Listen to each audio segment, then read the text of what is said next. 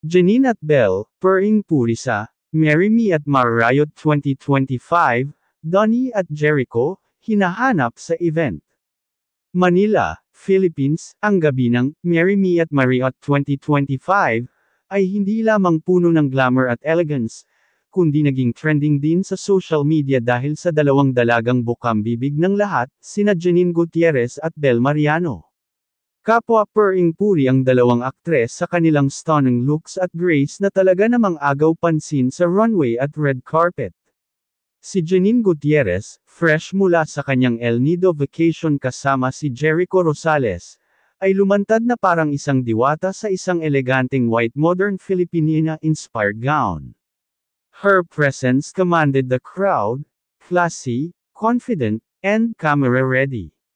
Hindi rin nakaligtas sa mata ng netizens ang pagiging glowing niya na tila may in love na aura. Lalong nalink ito sa chismis na naka-encounter niya ang anak ni Jericho na si Santino Rosales sa nasabing event.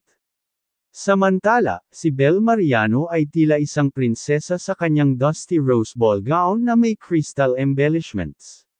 She exuded youthful elegance at naging crowd favorite din sa photo ops. Maging ang ilang local and international designers ay napa-comment sa kanyang runway presence, calling her the future face of Philippine fashion. Gayunman, habang sinasamba ng publiko sina Janine at Belle, napansin din ng marami ang kawalan ng dalawa sa pinakahinihintay na leading men ng gabi, sina Jericho Rosales at Donnie Pangilinan. Maraming fans ang naghihintay at umaasang makikita ang kanilang mga paboritong leading men na sumusuporta rin sa event. Sa comment section ng ilang IG posts, makikitang nagtatanong ang fans. Mas mahigit, nasaan si Donnie? Sayang hindi sila nagka-reunion ni Belle sa stage. Jericho should have walked with Janine. Power couple sana yun. May mga haka-haka kung bakit absent ang dalawa.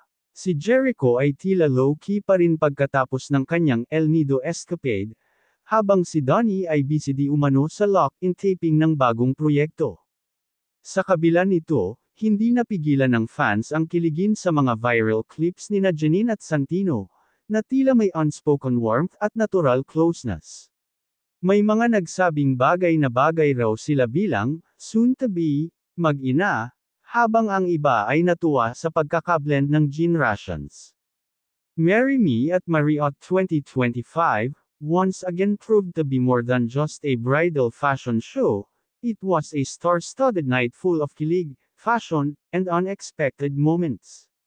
At sa mga nangyaring ito, tila lalo pang naintriga ang publiko sa mga bagong kabanata ng mga buhay ng ating mga paboritong bituin.